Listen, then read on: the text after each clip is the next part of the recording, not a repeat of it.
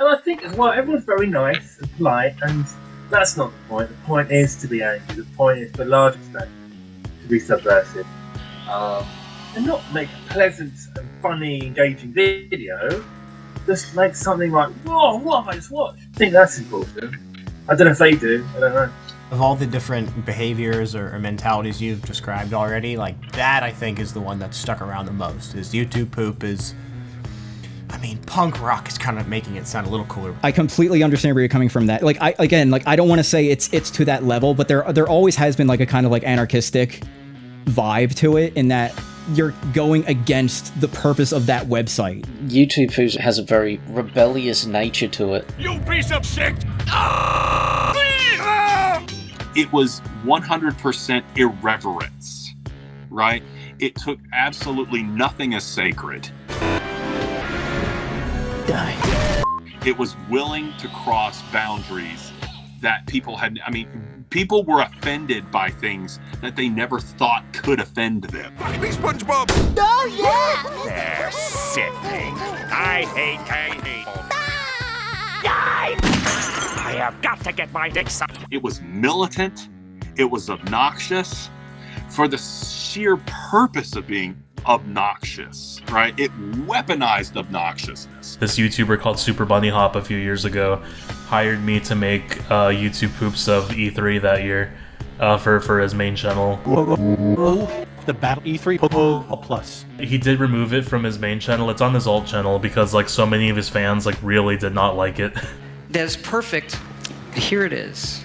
Todd 6 was built to celebrate Todd Howard. On the main channel, I think it had like 3,000 likes and like 4,000 or 5,000 dislikes. I became a fan of Trials because it's challenging. It was an experiment George wanted to do, and it failed, but that's fine. We still had a lot of fun working on it, and it's not like he lost any subscribers from it or anything. I would argue it didn't fail. I think you did a perfect job. Without having watched the video, just knowing that it was so disliked by his core fan base that it had to go over the second channel where it was liked, I think you nailed it. That's YouTube poop. That's what it is. I wanted to have a formal manifesto. What is a YouTube poop? What is it not? And you know, a purge. That would have upset me. It's one of the reasons I don't call my stuff YouTube poop, is like I don't really know specifically what are the requirements to make a YouTube poop. Like it feels weird saying that, but there are apparently. What are the rules that define what a YTP is? Oh boy. Because, yeah, the rules. If you ask a million different poopers, you're gonna get a million different answers. The thing with YouTube poop is there are no rules, and despite what some people will tell you, because there's always someone who has an opinion that they try to make out to be some kind of rule, and people have been trying to push rules on it for a very long time and failed miserably, because if anyone followed the rhetoric that some assholes were pushing way back in the day, like YouTube poop probably would have died before 2010. From the old days, apparently it had to be a shitpost. I remember people specifically saying that they're not supposed to be funny, that they're just supposed to be dumb.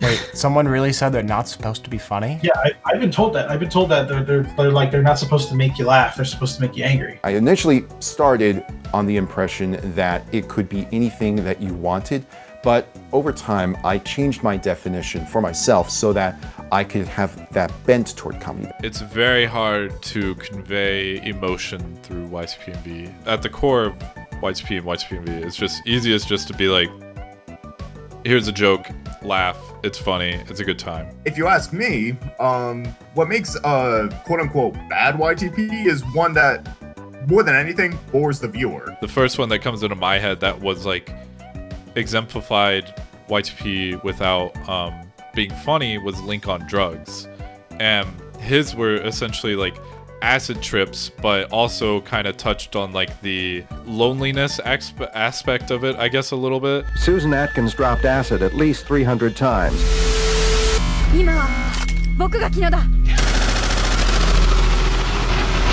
I've been asked this question before. I don't know if I could really come up with a good answer. Generally, I would say that it's more something that just feels like a YouTube poop. I'm curious if you think you could create a set of rules that would include something like this, or if you would say no, this doesn't really count. You know what? Here, let me just take a quick peek at the actual video.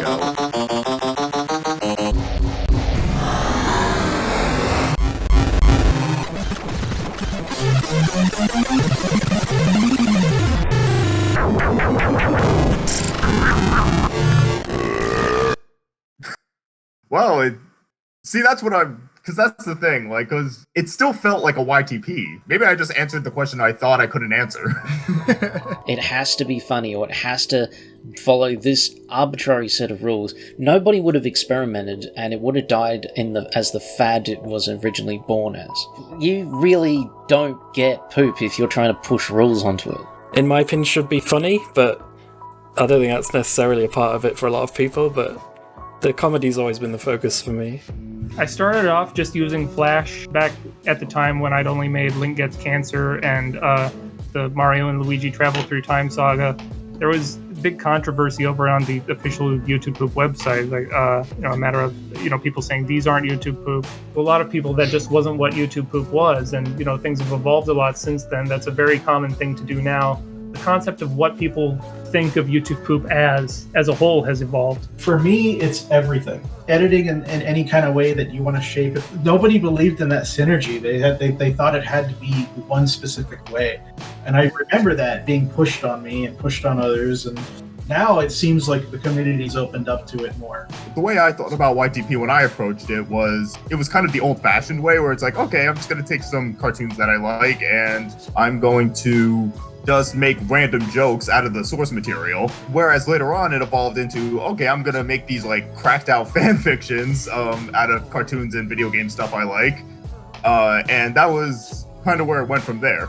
My definition of YouTube Poop kind of loosened over the years. A lot of things can be YTP. I think it's more of an umbrella term these days for videos on the internet that are remixed. I think the question's funny now because the definition is almost meaningless. It basically is, yeah. Think of that stuff and you think it's not a big deal, but then you have those people doing the bullying on top of that in terms of like being psychotic with it, taking it seriously.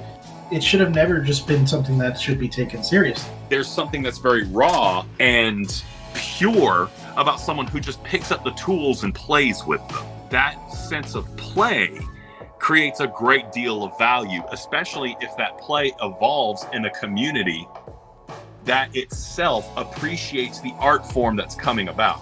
People care about the art because it's an expression of who they are, and they are in essence creating it together, right? They are the ones who get to decide the rules. What is good? What is bad?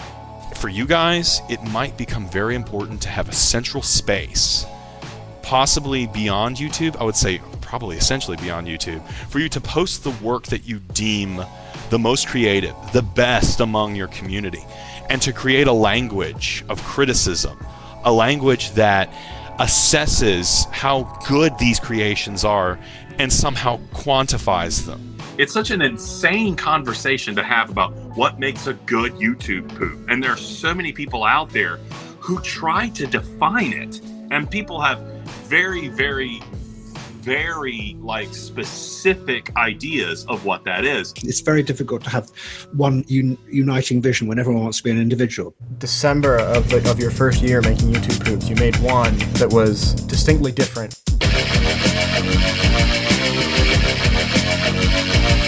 Paper King commented, why don't you have the YouTube poop tag in the title? And you were like, oh, I don't know if it counts. And he goes, to me it is in some way. I love that comment so much. Because in the way he was right, Jalabo was all like, YouTube poops have to be funny. I'm like, no, Microprocessor was making experimental shit like this as far back as 2008. What are you talking about? Where I drew the line personally, if it doesn't employ any of the classic poopisms, the classic editing techniques, it's not a poop. If there's not a single evidence of any of them, then I don't count it. You don't use the title very much after around 12 years ago. Yeah, it definitely dropped. I mean, I think that kind of became the norm, is to stop putting it. I think if you have to mark something down as YouTube poop, you failed, to show that in your video. Why be on YouTube otherwise? You could just be anywhere else. In one of your videos, you called it a VLPMV? Oh, that's just a silly joke because for a while we were on Vidly. It's like this website that looks like old YouTube, and we were like, oh yeah, this is not a YouTube poop, it's a Vidly poop. Also, for me, part of the joke sometimes is people coming in thinking it was a normal video, and then discovering it's a YouTube poop. So, like, I think YTP in the title like ruins that part of the like bait and switch gag already. For me, the joke of YouTube poop was that you would be looking for videos of something, in which case for me it would be like, you know, one of the video game cartoons, and you'd find something called Robotnik on the Toilet, and that's it, that's the name. It gave away the punchline of the video. Half the fun for me is surprising people. You've attracted someone who's not familiar with it when you get the comments that are like, oh, I'm on the weird side of YouTube again. And yeah, I mean, I would agree. That's a good feeling. I like that. I like making someone's day a little weirder. If people see one video that's named YouTube Poop and they see that it's some like weird video experimental thing, and they're like, well, that's kind of weird. But then they see another video out of the blue that's titled YouTube Poop, they already know what that is. I always sort of regretted that I made it a trend that I put the tag in the video. Mainly because I feel like it pigeonholed me. People would come to my videos expecting one thing, and when they didn't get it, they would be confused. Yeah, I saw it as kind of limiting. I feel like it was kind of people would see that and be turned off, and the style of videos started sort of to ascend beyond what it was really, just the YouTube poops, and remixes in general became way more common. I don't really advertise the fact that I make YouTube poop because I think that people have a lot of expectations on what YouTube poop should be, so I don't really want people who expect, Walrus Guy style stuff to stumble upon my channel and think, what the hell is this? This is not YouTube poop. If somebody makes stuff but they don't want anything to do with that, all they have to do is not call it a YouTube poop, and boom, it's not a YouTube poop. That's interesting. It sounds like you define it more by the intent of being in the community rather than the actual video itself. For the most part, yeah. That's the reason I don't completely see my stuff as YouTube poop, because the whole thing is I haven't really talked to any actual poopers, but it is definitely heavily inspired by it. Sometimes we watch things that are made by larger creators and say, that's basically a YouTube poop, but I think if someone doesn't want to refer to it as that, then that's up to them. I know the pooper, Flying Kitty. This is very popular pooper. I actually asked him, do you still make YouTube poops? Because he doesn't have the YTP in the title. Yes. And he said, you get more people to watch your videos when you don't put YTP in the title, but absolutely everything he makes is still a YTP. There probably is one other reason I don't call them YouTube poops. If I ever wanted to do some extra content on my channel or do something different, I feel like it'd be easier not to fall under the YouTube poop blanket. I would say it's half and half as far as trolling and me being genuine. Because, of course, like I had mentioned previously, I find this stuff funny, but I also find the fact that other people don't find it funny. Back in 2006, 2007, I was just like, man, I don't like there being organization with these videos. I just want these to be completely, spontaneous and random. That's half the fun. I think the people that makes random LYTPs, their sense of humor is rather strange. I work in a classic style. How would you describe your editing style? I would describe mine, relatively speaking, as a bit more on the reserved side. Can you stand on your head? I'm a bit lazy, and also because of the video editing software that I use. Walrus Guy, many of your old poops excelled at minimalism. So what are your thoughts on more and more YTPs becoming oversaturated with video effects? The reason they were minimalistic is that the video software I was working with was Flash. The Valley of Giant Prehistoric Vaginas. I feel like, I wish I'd been able to push it further. I think every style is worthwhile. Mine's definitely not as wild as some. Some like to get really loud with distorted audio and a bunch of crazy visual effects. Christian.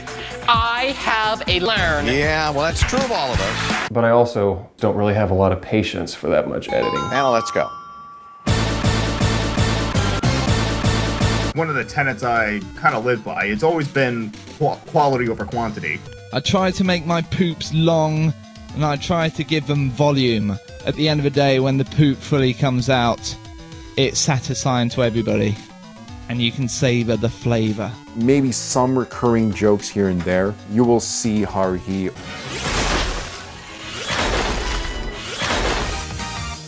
It's kind of like my tag. When I use a source twice in a video, I feel like it's already being like, oh, is that enough? Should I be using this again? Should I already like switch to something else? Wouldn't want to constantly serve people the same thing. Commercials for me are like one of the best YouTube poop sources. I have a friend in Canada who archives old commercials on VHS tapes and has a channel where he puts those up. He's like, hey, look at this. And it was the Rattle Me Bones commercial. Rattle me bones! And I just fell in love with it. This commercial is so great, it's so janky, it's all lit in pink and red for no reason. I decided I'm going to make 100 bone videos of using only this source, and I think I did that, and then I'm like, okay, I'm just going to keep going. Rattle me bones! Rattle me bones! Recently, I've been quite into sentence mixing, actually.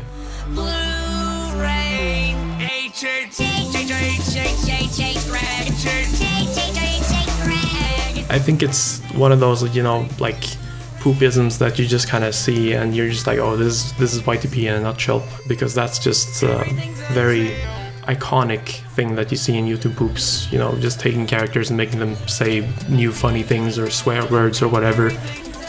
It's fun for me just to grub a poop, grub a poop, grub a poop, grub a poop, grub a poop, grub a poop, grub a poop, grub a poop. What are some of your favorite poopisms? Can you write down this word? Yeah. I know that a Google translator is so stupid in this area because he translated like a piece of shit. Poopisms. Could you define that term for me? There's stutter loops, reversing, Father! sentence mixing. Gee, my teeth sure hurt. My boy, do you want me to call Dr. A flash poop, that was the name that some story-driven poops were given in the early days. Come here, my friend. No, I'm not going to hurt you. Link, Dr. Rabbit is the most dangerous. I don't like calling it ear rape, but that's sort of the term that gets thrown around. Grant, you did not give enough examples to make that pattern clear.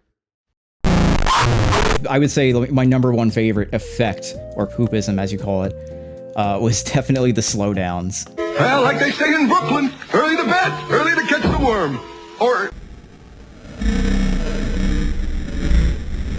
It's mostly the sentence mixing, it's mostly the masking. You can make any technique memorable if you do it right. I was always a fan of sentence mixing. One of the things I liked, and I think one of the things that drew me to the YTP MVs was when I watched something and I was just like, how the hell did they do that? And sentence mixing does that for me a lot, especially some of the really good ones, where you see these characters that have like 3 lines in a Zelda CDI game and they have them singing an entire song. It's like, I never learned how to sentence mix well, so I still don't know how the hell people do that. When you were starting out with CDI and you have Link saying for luck, you take away the or and the L, well, guess what you just made? Why'd you do that? I just for luck. I feel like it has like a special kind of potential where it comes to like either making stories or making jokes. Oh my god, he's God. And then like that joke is like, you know, out of nowhere. Oh my god, he's God. And I especially like the kind of sentence mixing where you don't really expect something to be sentence mixed. Morshu, for example, I mean, that's just like a very, very short amount of audio that you have. Lamp oil, rope, bombs? You want it? It's yours, my friend, as long as you have enough rubies. Sorry, Link, I can't give credit. Come back when you're a little, richer.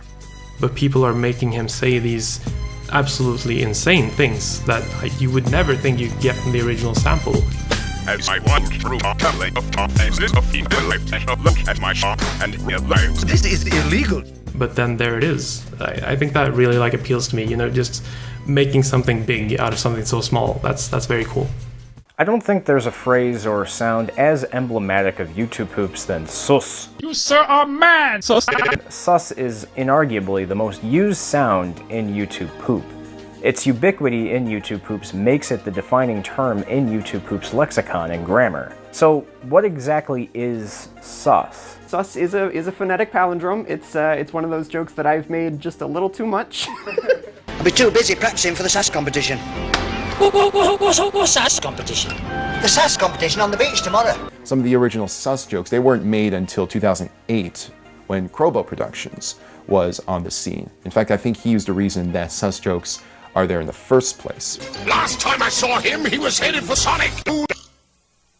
Sus. The technique to making sus, especially in this inaugural example, is simple. It's just the first part of Robotnik saying Sonic reversed. Sus was one of those things I never really got. I enjoy it and I still make it because it's fun to me to hear different voices say it because there's something kind of unnatural about it.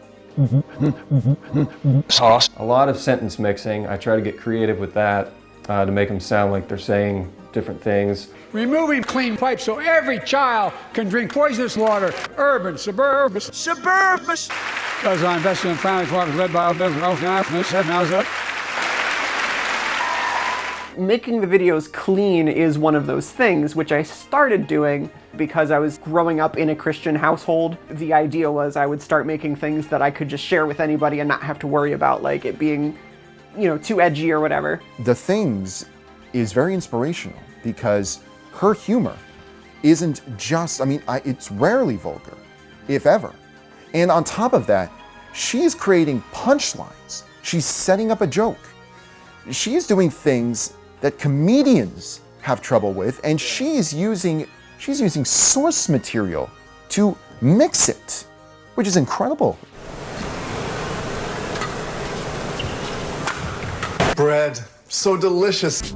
He sprays a base color and then a wood stain onto both sides. Back to the game.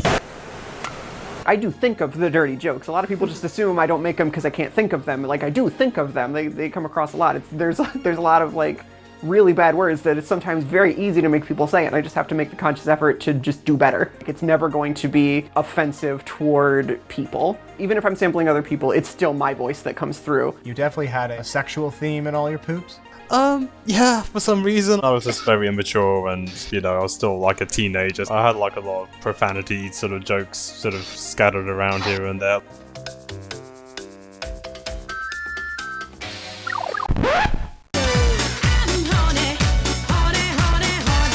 In the videos I've seen of you, they seem pretty crass and sex-filled and swear-filled, right? Well, yeah. Just good old substantial. Green penis. You're now a gay rabbit. All rabbits are queer. In middle school, I was a huge prude. I would not curse. I was a bummer. It was almost like you had an outlet. Like Yeah. you had somewhere that you could go Absolutely. say everything bad and then you Yeah. go home and you're normal. I started kind of including more things from my personal life. As in, like, I would use, music that I liked, or I would take a source material of something that I liked and, I'd make it weird. Dinner. A lot of my videos are put together as in-jokes from friends. Like the 8 minutes later thing. All right, you hit the water. Go! I just had this really crappy font that was called Hobo, and it was just like this really putrid yellow, like 70s looking font. Out. Dinner has begun. I like distorting the audio where it's kind of loud but not actually like harmful to a person's ears. Sounds were probably my favorite thing. And I remember when I was collaborating with Orpheus for the Win, he specialty was just creating these weird, creepy imagery with that technique. And his side of it I find very funny. Look at that! Will you look at that? Look at that! The head, look at the head, look at the head, look at that! I usually try to do a lot of references to sort of internet culture. English, motherfucker! Do you speak it? I feel like the mate. That sort of became my style. A lot of references. Jesus have souls! Skinner! He's a disruptive influence, and he openly fucks me in front of the class. That's what she said! I also watched Guy Safari's stuff. Well, shit! His style was so extraordinarily different from mine, where I was going for jokes, Guy Safari would always go for, you know, these stutters and these editing techniques that I would never do ad nauseum like he did, but when he did it, it worked. The Dirge face from Transformers, there's like this blue robot that like zooms in.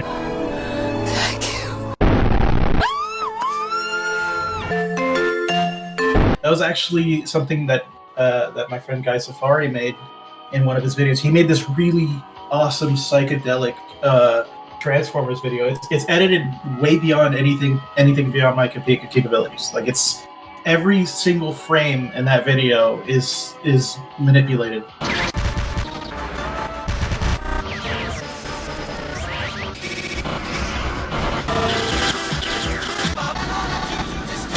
He would just isolate it and send it to me on Skype, and I thought it was so funny that I would just keep it in the videos. The video was called Toys Gone Wild. The joke was that he would just name his videos after other popular videos. He would take the top charting name and just make a video with the same title. Why do you think so many of them have aged really well?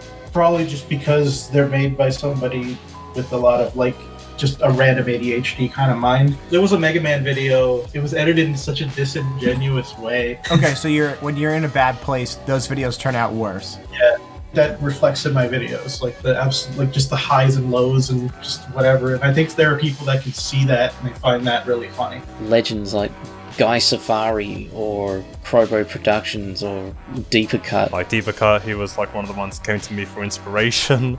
So remember that the day when he messaged me and he wanted to like critique on his first YouTube poop. At the same time, I was looking at Deeper Cut's videos and thinking, I want to be exactly like him. I wanted to make videos like him. This. I don't know why, it's just hilarious.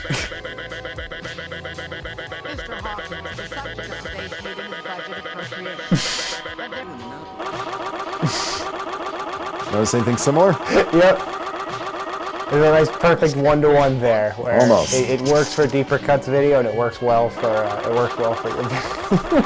On Twitter, there was this video that came from 2019 that you commented on, the I Am Deeper Cut video.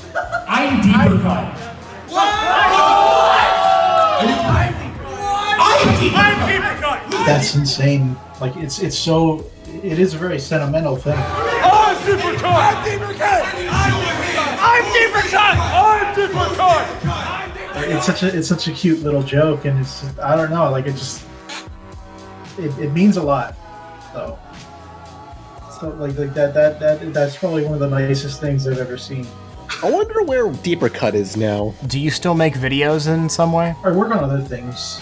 I work on art and music and stuff, but I don't really want to go into it. No, you've hinted at being online and putting things out for people to enjoy, but under a different name. So you are doing that, but we don't want to get into specifics. Yeah, they'll know it's me. Some of them are actually still here and we actually just don't know. You'd be surprised how many people who are in the community today were actually people in the past. They just have completely new identities. There's the meme that no one actually ever quits. They go to one of their alts where you don't know where they are anymore. I would go to school. There was a kid named Evan. He was just a person that I would talk back and forth in like a gym class about my videos, and he was into the same stuff that I was. In your early descriptions, you have Danny and Evan. I was going to ask, who is Evan? Evan was the person who had that account. I was so afraid to show this stuff off that the idea of coming up with a name and making an account was so alien to me. I was just like, I don't want to make. I don't know if this stuff's worth it. I don't even know what I want to be. And then he showed up and he's like, I got this account named this, and I was like, oh, would you like to show my videos there? He's just like, for you, yeah, man. He thought it was really cool. But I'd give him this USB and he'd come back the next day and he'd be like, that was amazing. Did Evan come up with the name Deeper Cut? Yeah. I don't know why.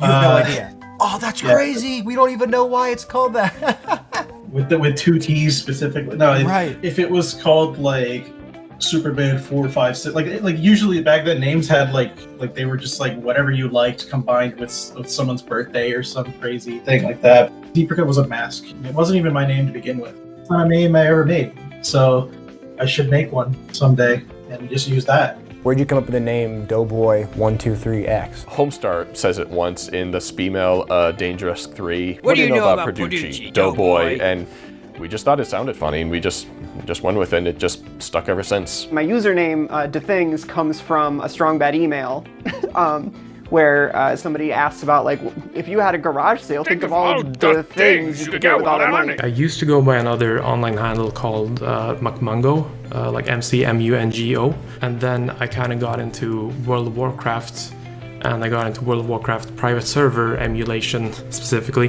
This is where it gets kind of nerdy. This World of Warcraft private server program called Mangoes, like capitalized like MANGOS, just like my username. So I basically just squished that together with McMungo and Mangoes, McMangoes. Where did you get the name Get the Hell Out? This name came from my playing in the Perfect World RPG. I was getting into Mystery Science Theater, and I just kind of went for Tom Servo. I have like a painted Tom Servo head over there. My first channel was like Goomba, like but TEH, because I was 12 years old. Everybody at the time was making I Am accounts. Like there was I Am Mario, I Am Luigi, etc. I was just like, oh, I Am Goomba's not taken. I'm gonna take it before someone else takes it. Some people, they were like role-playing as their characters. I never did that. I just wanted the name because that was already a name I was using online. I was pretty good at drawing. I had a drawing tablet. I was okay at doing it. One of my friends was like, oh, can you make Big Yoshi, but can you turn him into Boshi? And I was like, okay.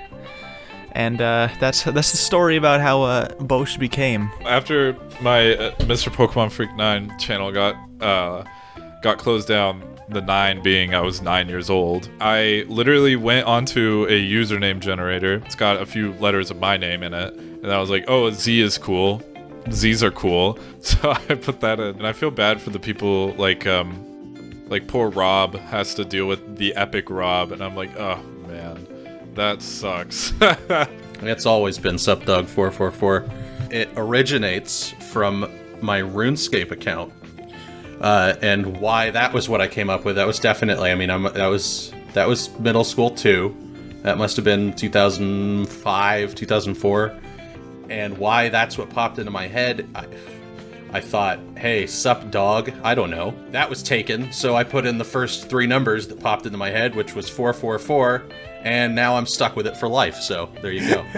That's how it goes. Do you regret it at all, or is it at this point, is it just kind of funny? Oh, big time, I wish I could change it. I didn't even think about this until now. I don't even think Conrad Slater's his real name. That's why I use Conrad Slater, because in those days, you would use a made-up name on the internet to sort of protect your identity from hackers or something. I'd say it was from a film. It was a character in a film I was in. Me being a fucking idiot. Oh, my name's Matt Mulligan. I'll go buy that online. In 2006, were they called YouTube Poops when you found them? No, not really. It must have been like around midway of 2007 onwards, if I can recall correctly.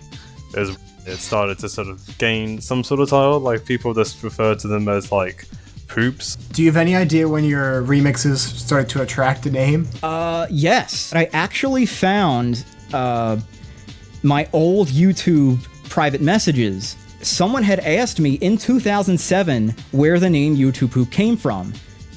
And in that message, I actually replied, oh, Yamano Malix came up with the name. So I'm like, oh, there we go. That's who did it. I think there was 5 of them in one school. So they were passing it around each other in school. And he just called it a poop. So it wasn't YouTube poop.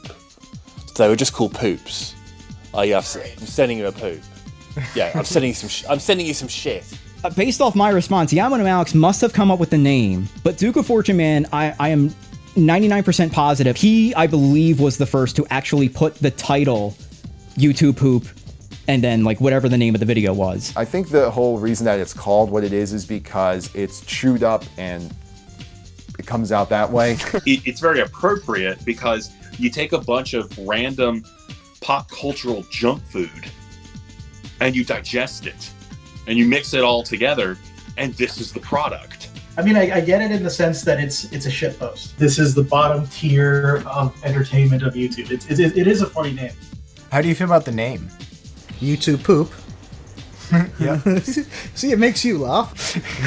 I was fine with the title. It just finally gave us something to call it, rather than just like, random funny video number 110. Some people were mixed about it being branded as like, oh, we're going mainstream now. Back then, I hated it. I could not stand the name YouTube Poop. I think it sounds dumb. Also why I've never liked the name. It categorizes it. And I guess now, so many years later, it's a good thing that, like, we have categorized it. But yeah, back in the day, it was just kind of like, you know, who cares? It's an embarrassing name, but I think it is important, though, for what it serves. I think it's apt.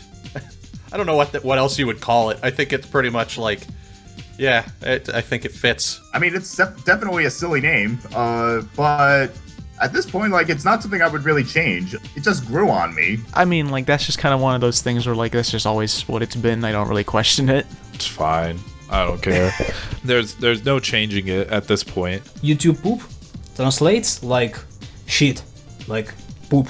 Even now, it is strange for me. On the one side, I get used to it, but on the other side, yes, it is weird. I think it would be nice to have a term for YouTube poop that's not YouTube specific, you know, because this stuff has like moved out to like other platforms. The YouTube part of the name is not really relevant anymore, and as a term I don't really have a whole lot of problems with it. So I feel like the name is a little unfortunate. Like, I like it, because it's been around for so long, but like, you cannot tell anybody what you're doing. Like, say you're like a remixed artist or something, sure. I edit videos, sure. I make YouTube poop. What? You know, I always hated it, but it was theirs. I always wanted to say to them, you guys need a cool name. You guys have to come up with some new name for what you're doing. I'm gonna have to agree.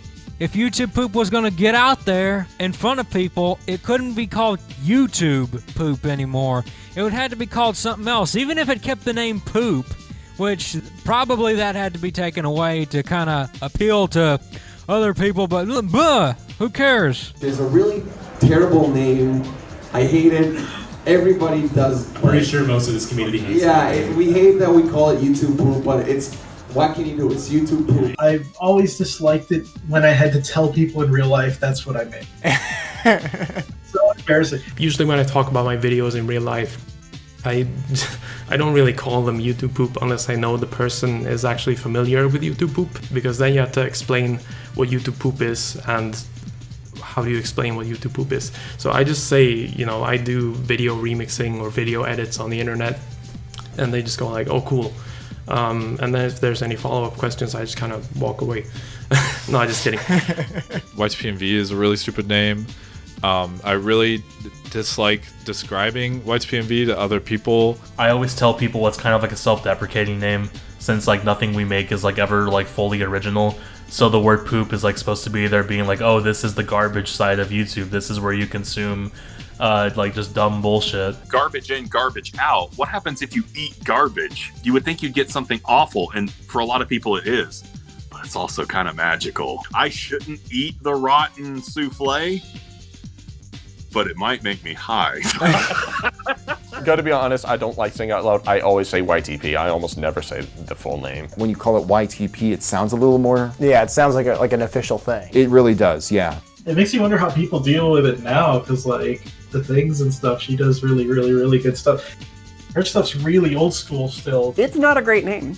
I hate it. Personally, I've never become attached to the name YouTube Poop. I always abbreviate it YTP whenever I'm in doubt about it. It's always just like, all right, YTP, and if they want to know, like, we'll tell them. But it's not just gonna be, oh, it stands for YouTube Poop and then nothing else. I have to also throw in a bunch of like, it started here, it's this kind of thing. I know it's a weird name, and like I feel like I constantly have to justify that.